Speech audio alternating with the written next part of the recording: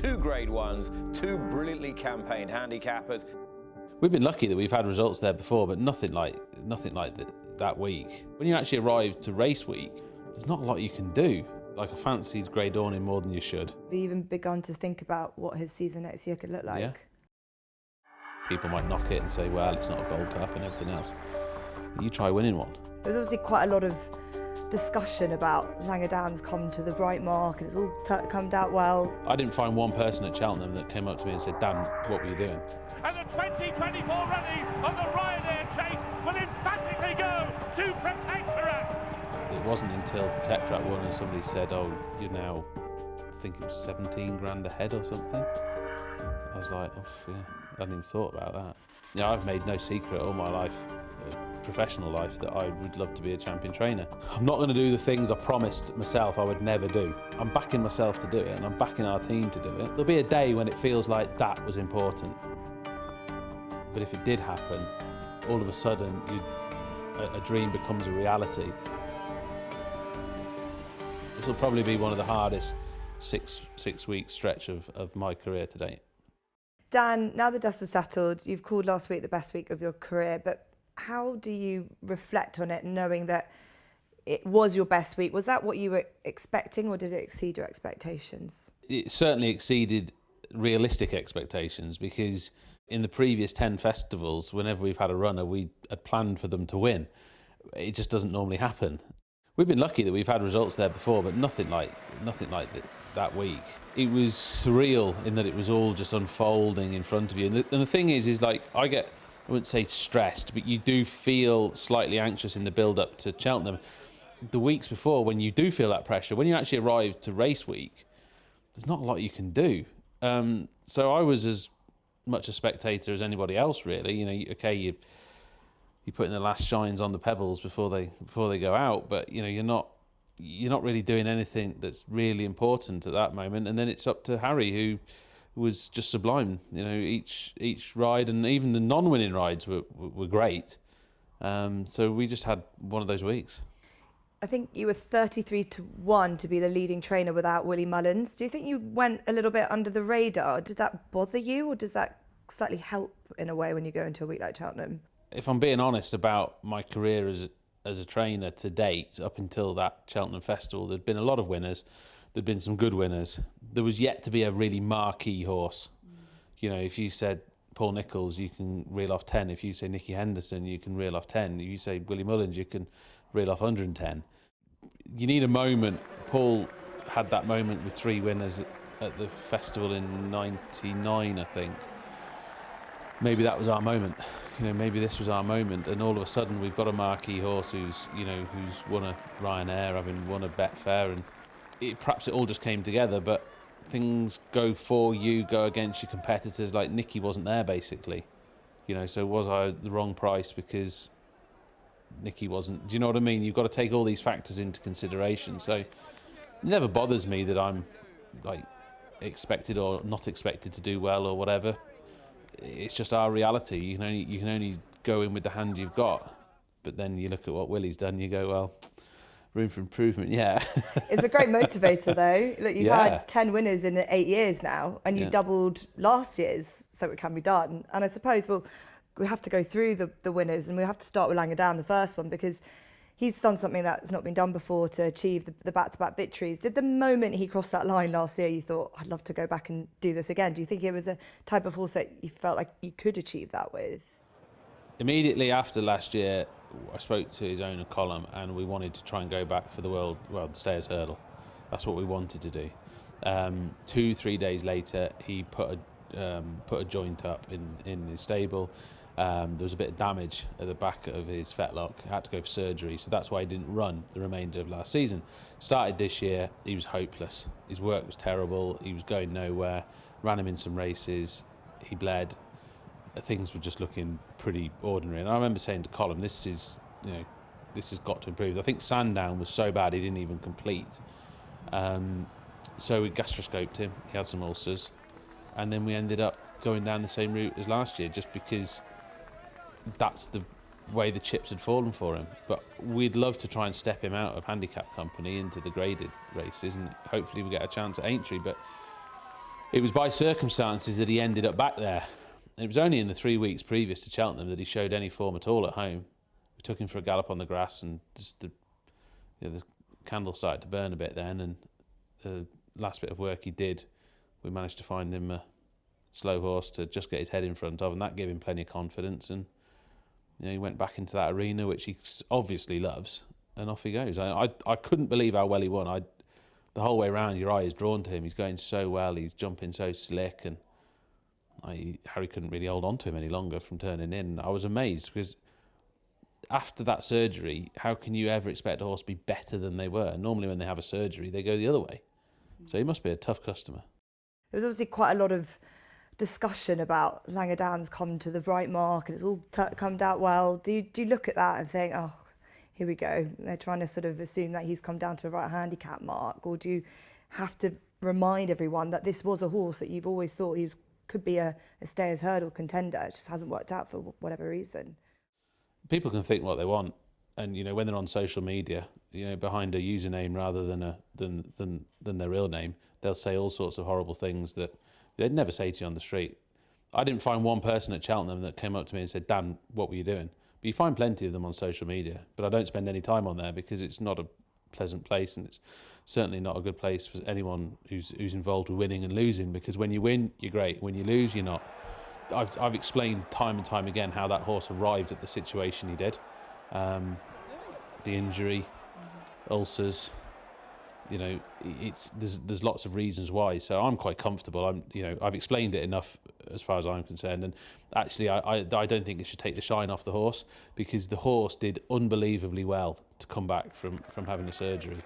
And I think we should be celebrating the fact that a horse has won a competitive handicap back-to-back at the Cheltenham Festival, because it very, very rarely happens. Langedan, probably the horse that won by so much ease, but then you go into the horses that won with so much grit and determination. Grey Dawning we'll go to next. He's a horse that I've read you say he doesn't really know how good he is, but he's a horse that you probably don't know where you're going to get to next. So how much satisfaction did that give you, especially with the real battle that he put in with Ginny's Destiny? I really fancied him going into this week, the Cheltenham week, and I'd made my mind up, and I told everybody that we were going to go on the Thursday as long as the ground was suitable. I went and walked the course the Friday before. I thought it was perfect for him. They had a bit of rain, and from that point on, it was Thursday, unless of something unusual happening. And the closer and closer we got to race time, the more and more I fancied him, to be honest with you. I'd have fancied him on the Wednesday. Now, it's a brave comment, because Factor File was very, very good, and in hindsight, perhaps we'd have finished second to Factor File. We'll perhaps have a go at him next year. We'll find out. But I felt like the right decision was made to go for the Thursday, and it was a great ride. Ginny's Destiny did what Ginny's Destiny was always going to do, which was go out there and put up a performance that said, if you want to win, you've got to beat me. I was always sure that Ginny's Destiny was the one. After the last, I was a bit like, well, go on then. It kind of took him to 5 strides before the line before he actually almost dropped his head and sort of went forward. And then I was really happy with the last sort of five strides for the line, because he looked like he was really going then. He's just a very good horse. There was quite a nice moment that Paul Nicholls came up to you, he was kind of sort of celebrating, he said, well done, but you kind of felt like, oh, I'm going to come back for a bit of revenge.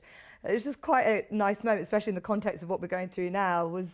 Did you kind of enjoy that sort of competitiveness? Well, he snuck up behind me and tried to strangle me. But look, Paul's a winner, and so someone's got to win, someone's got to lose, and he wins a lot, we win some. And that was just how it worked out on the day. They got the better of us at the December meeting.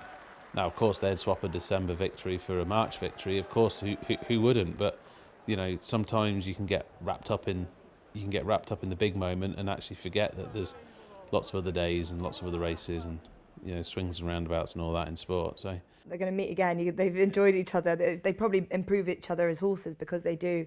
And it's great that reading about when we come to Protectorate now that you're probably learning a bit more about Grey Dawning and what you're going to do with him based on what's happened with Protectorate. So it's probably quite nice symmetry in a way that Protectorate went and did what he did, and it's a sort of testament to how you've sort of worked out the best way to get the most out of this horse, because That must have been so rewarding seeing him do what he did. It probably was the highlight of the week because, like, I fancied Grey Dawning more than you should. Langadan had, sort of gone into a handicap, unexpected party I didn't really expect, but he could have done it. Whereas, sort of Protectorat's been the bridesmaid so many times, and then Envoy Allen looms upside you going to last, and I was thinking, he's been here so many times, that Envoy Allen, he won't lose from here. And then within 3 strides, Protectorat's found a bit more, and it was just great to watch. It was a thrilling horse race, and to think that, that was one of our horses was magical, really, because I thought it was a great race. People might knock it and say, well, it's not a Gold Cup and everything else. You try winning one. The reason for the Ryanair was quite simple. He wasn't ever going to win a Gold Cup. So what's kind of like, not next best, but what's the other alternative? So for Protectorat, the change really worked. Unexpected party, grey head bowed low, running on willingly, going to be the Skeltons at the double. There might be a party tonight. Unexpected party wins the Johnny Henderson Grand Annual. Unexpected party, you said unexpected, but probably always knew he had talent, pitching him in quite sort of high level races earlier in the season. What was it about this race that sort of worked out for him, do you think? This race specifically at Cheltenham was just the perfect trip. Like, we'd ran in the Paddy Power, we'd ran in a couple of other races, and he just does not stay 2.5. But, the trials meeting, there wasn't a 2-mile race there for him. So the only race that he could really run in was this. And we tried to run him in it last year, and he actually got balloted out, which was highly frustrating. But I actually think I'd have fancied him more last year than this year, which is odd to say. But like, he'd put a lot in to the early season. We trained him very hard for a novice chase at Chepstow, which he won. And then obviously he went on to the Paddy Power and ran acceptably, and sort of then he just looked a bit empty, and I was a bit worried. But then I thought after the trials day, look, we'll just get him super fresh now. The trip should suit him in the Grand Annual. The track is obviously no issue, but I think the trip was the issue.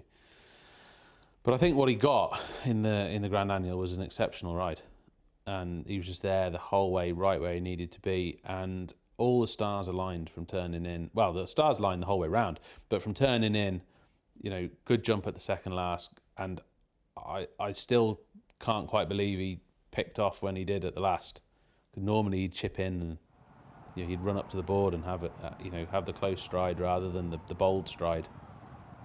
So to actually get 2 pretty bold jumps in the last 2 jumps was, I wouldn't say, what his career has been to date. So I feel like it all just came together. It's just one of those races where it all just clicked. Obviously, once you get to Friday, you suddenly start realising, hang on, there's more than this. There's actually, we've got to the top of the trainers title. When did it suddenly hit you that this is a bit more than just the 4 winners here? This is going to become about the rest of the season. I half thought about it after Warwick in January, because we'd gotten down to double figures behind, maybe 70 grand at one point or something.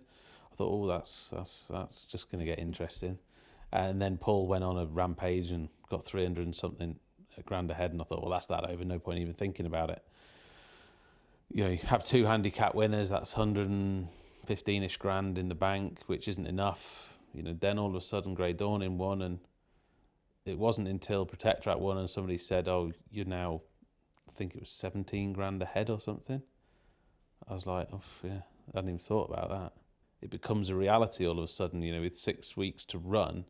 It's got to then be taken into consideration quite strongly. But up to that point, it wasn't something that was concerning me at all. And I wouldn't say all of a sudden it's the only thing that's concerning me, but I've made no secret all my life, professional life, that I would love to be a champion trainer. So to be in this position is very privileged. I look upon this with, with excitement and with positivity rather than with fear. I know I said afterwards, I poked the bear, and I have poked the bear, and he is going to put up a proper defence of his title, and I wouldn't expect any different, and he won't expect any different of me trying to do my best. I suppose I wish I'd have been in front 2 weeks from the end rather than 6 weeks from the end. But it gives it a lot of fun for, for all of us. Obviously, the media's love the jockeys battle, and we're going to put a lot of emphasis on this because we know you've learnt from, Paul's been your mentor. We know how specific he looks at that, all the prize money every day. So do you go from being someone that sort of thought about it to, right, how much is that race worth compared to that, and where are we going to run this and that, because you're not going to take this for granted, as you say. The sort of the marquee horses, they've got their own route. You can't fiddle with their targets too much. Aintry's Aintree. There's not any other possible place they can go. I think Aintree will be interesting. There's a good few quid up at Ayr. There's a few quid on offer at Cheltenham's April meeting, and then Sandown's obviously a big money day. So the bigger ones, you can only go for those races that they're eligible for and that it's suitable to run in. So not a lot changes there, but we've got some horses that we were waiting for good ground, and we're still waiting for them. So we'll just make sure that they're ready. The race with the biggest value is the Grand National. So we'll have to talk about Aintree with Gala de la Tour, because she's a mare that ran an absolute blinder in the Classic Chase. You must have been so proud of her, but then possibly just not really herself next time. How is she, and how are plans going for a national bid? She's really, really well, and she's gotten a bit clever. She doesn't really race. She doesn't really race all that hard in small fields now. The Classic Chase was a great run because there was a bit on, and you could be aggressive with her, whereas in a small field, it's not so easy with her. She's actually not got a great record right-handed either, so Exeter was a bit of a kick in the dark. And her preparation's been good. She's been away for a gallop. She'll go away for another gallop, and we'll just have her super fit and fresh and ready to do her best. If she's good enough, she's good enough. If she's not, she's not. When do you sort of start considering her as a proper national contender? Has there been something in her that you've already seen? Maybe one day she'd really thrive in that environment. She's always struck as a real stayer. The whole way through her life, she's always, the further she's gone, the better she's gone, and she's a good solid jumper, which you need. And like I say, she's sort of, the more she's doing, the more she's become accustomed to actually preferring more horses. And if you look at her runs last year in the Brown Advisory and at Aintree in the Grade 1 novice, she's like 14, 15 lengths behind them. Iron Maximus is just in front of her at Cheltenham. There's a bit of form. There's a bit of form there in Grade 1s that suggests that, okay, she's not a Grade 1 horse, but she'd be not sneaking into a Grand National. She might be getting into a Grand National off a weight where Grade 1 horses don't get the chance to run off. So we'll see. And then the horses that we saw at Cheltenham, obviously Protectorat's been successful at Aintree before. We've seen him today. He's obviously had quite time, but is the plan to head back to Aintree? Mm-hmm. 2.5 and 3 mile entries. See what the ground and opposition are. Yeah, we'll keep it fairly straightforward, really. I was saying that potentially it's a clash with Pic D'Orhy, a horse that's fresh. Is he a horse that, as you know, that he's clearly been thriving racing a little bit more? You're happy that's what is doing well for him, to just keep him going as much as possible? Absolutely. Freshness is an advantage at Aintree. There's no point pretending not. But horses do follow up from Cheltenham as well. So if you said to me you could have a fresh one, or you could have one that has run at Cheltenham, I'd say the majority of the time you go for fresh. But at the same time, that Ryanair form is going to potentially be one of the strongest form lines going into that race. But then if the ground really dried up, he might go 3 miles. So we've got the option of the two. And talking 3 miles, that's what it sounds like you're doing with Great Dawning. He must have come out of the race well. Again, the fact that there's 4 weeks, I think, in between probably is a bit of a benefit. Sometimes it can be a bit shorter between Cheltenham and Aintree for a horse like that. Didn't run, obviously, since Warwick, and I was considering going for the Scilly Isles. So I think not having run there, gives me confidence that there's that extra race that's within normal limits for a novice. Now, if he was going in having his sort of 7th run of the year, I'd be a bit like, should this really be happening? But before he ran at Cheltenham, we wanted to go to Cheltenham and Aintree in the spring. It wasn't just like, well, we'll go to Cheltenham and, maybe he'll have a hard race and whatever. We were always preparing him for Cheltenham and Aintree if we could. And you hope that he could become a Gold Cup horse. Have you even begun to think about what his season next year could look like? Yeah. Great. Some say race at a time. That's the answer. Absolutely. Yeah. ever since I've worked with Paul, like the Grade 1 horses are almost the easiest to place and train because there's only so many places they can go. Grey Dawning can go there, that one goes there, that one goes there. Yeah, your mind's always working. What's going to happen, and you don't want to make any mistakes. Say something now that you regret later. But I think Grey Dawning stepping up to 3 miles at Aintree will be. I think the step up to 3 miles I see as a positive. Something like a Charlie Hall early on in the season. I think the ground could be quick enough for him there. I think that could actually suit Protectorat. But I should imagine, I could start Grey Dawning. I wouldn't be afraid of starting in like the Old Roan and then going to the Betfair. Well, we'll see how that goes. Okay, so Langedan, next one would he have? He's going to get lots of entries. He's gone up. He's gone up £10. So he has. What happens? He'll get entries in the handicaps and the Grade 1s. If it was really soft, I'd love to run him in the 2.5 mile Aintree hurdle. What about stayers next year then for him? Yeah, tried last year, but I'd say the stars were not aligned for him to do that. So that's why he ended up back down the route he did.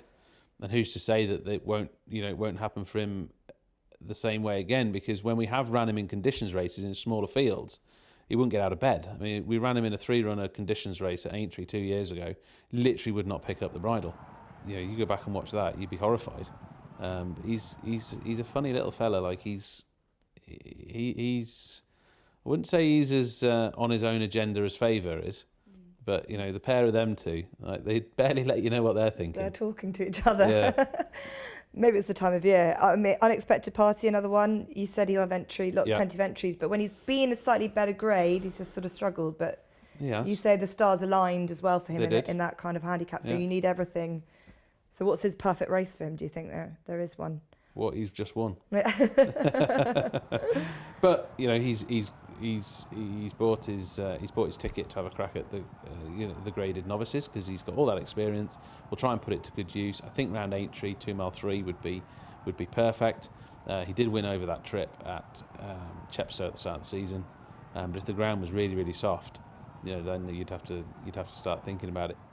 Gaelic Warrior is going to be even harder to beat at Punchestown than he was in the Arkle because it's right-handed.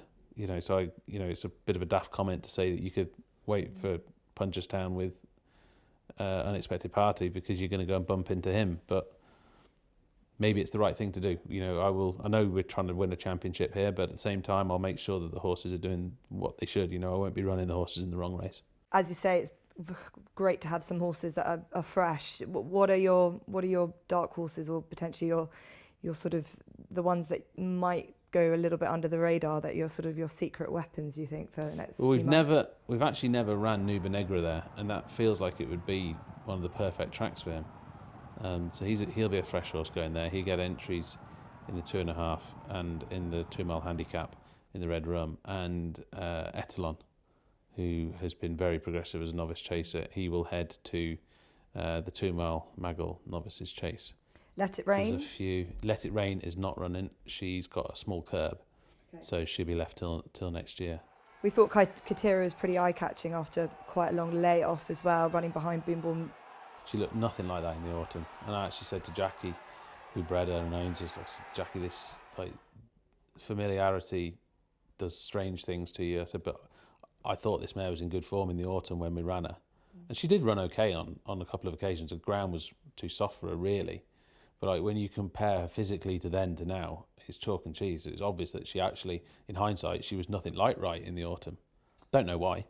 Maybe she had a hard time at Aintree, finishing second to Irish Point, and it took her more than a summer to get over it. But the way she was physically, the way she was at Kempton was just a revelation. And I think there's, I do think there's a bit to work on. So I'd be very keen for her for Aintree, and the same applies to West Balboa, because West Balboa looked like she'd slipped off the cliff after winning a hard race. She gave herself a hard race at Aintree in the autumn, pulled like an idiot in the long walk, and then just didn't run any race since. But them fillies, longer days, sun on the back, things start to alter, and I thought those two were a big step in the right direction. You've talked about Paul a lot. He's been your mentor. He's been the reason why you're doing what you're doing. What would it mean for you to actually go and beat him in your first Trainers' Championship? You don't let yourself get too carried away. I mean, yeah, of course I've thought about it, but actually, there'd almost be it'd be a bit of imposter syndrome. You know, if it actually happened, I think it would take some getting used to. I'd love to do it, and I'm going to do what I can to make it happen. But like I say, I'm not gonna do the things I promised myself I would never do, which is run the wrong horses. You know, get horses back into training. You know, I promised myself that if we were ever in the position that we wouldn't do all those things, and I'm not going to do them. But if it did happen, all of a sudden a dream becomes a reality, and the reality always feels different to the dream. So I don't really know what it'll feel like, but yeah, I'd like to know. Of course, you don't want to lose, but you know, there is an element of the underdog. You know, and that's what we are. You know, we're not the favourite. You know, there is that element of underdog giving it a go. You know, whilst the sorcerer sits at the top of the table, going, "No, young man, behave yourself." So you were 16-1 before Cheltenham. You're short of 5-2 now. Would you back yourself? I don't know if that's a good price or not. I really, really don't. 16-1. Yeah, I mean, juicy. of course, I back myself. I don't know if that price is correct. And if you're saying to me, would you have a bet on yourself? Well, no, I wouldn't, because that's not really my thing. But I'm backing myself to do it, and I'm backing our team to do it. Only in the same way that Paul's backing his lot to do it. You know, and the great thing is I remember when I worked for Paul, and he was going for his first championship versus Martin Pipe. The final year he got beat, and it went down to Sandown, and like the support that Paul was getting, like, come on, you can do it. And no doubt Martin Pipe was getting the same support from his team, going, come on, you can defend it. And, you know, I can see similarities to where I was with Paul, you know, and when I was there, and the last year we were in a battle with Nicky Henderson, you know, all the owners were like, come on, you can do it. And Nicky's, you know, I can see the similarities. It's almost like I've walked in those shoes before, not obviously in, you know, as being the leader of it, but I've been in it before, and I know that Paul's owners are fully behind him. And, you know, I wouldn't say there was an anxiety that maybe like our owners wouldn't be, but the support I've had from them has been brilliant, because they've all been like, go on, give it a go.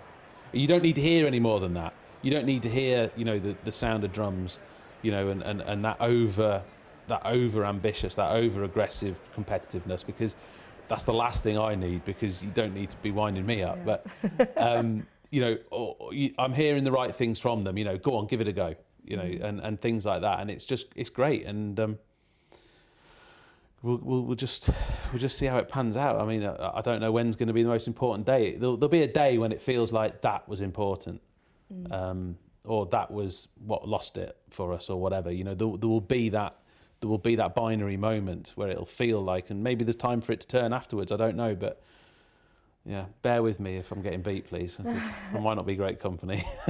I was going to ask, what are you? You must be you're obviously a very competitive spirit. You know, it's all in your family, but this must feel quite surreal. Whereas Paul's quite used to this. This is what happens year on year. I always wanted to be in this position, but then to actually get in it, you feel like, is this how I thought it was going to feel? And I've not really had much time to think about it, to be honest with you. But yeah, when you have a winner, I don't know, those winners at the weekend on Saturday, Uttoxeter and Kempton, I don't know why they felt like really important.